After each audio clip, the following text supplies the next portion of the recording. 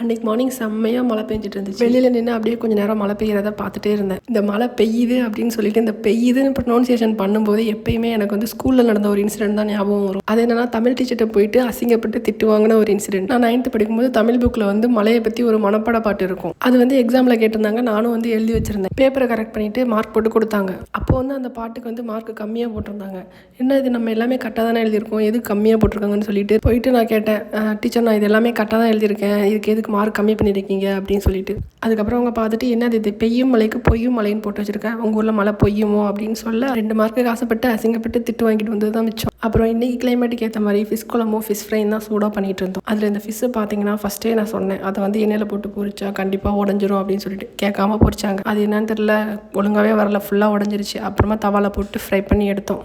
இந்த எண்ணெயில் போட்டு ஃப்ரை பண்ணும்போது உடையாமல் கரெக்டாக வர்றதுக்கு என்ன டிப்ஸ் இருக்குதுன்னு மறக்காமல் உங்களுக்கு தெரிஞ்சால் கமெண்ட்டில் சொல்லிட்டு போங்க. அப்புறம் தவாவில் போட்டு பொரிச்ச மீன் செம்ம டேஸ்ட்டாக இருந்துச்சு, நல்லா சாப்பிட்டேன். அப்புறமா இது வந்து தீபாவளிக்கு முந்தின நாள் அப்படின்றதுனால குலோப் ஜாமுனும் அப்புறம் இன்னொரு டிஷ் பேர் என்னன்னே தெரில அதுவும் பண்ணியிருந்தோம்.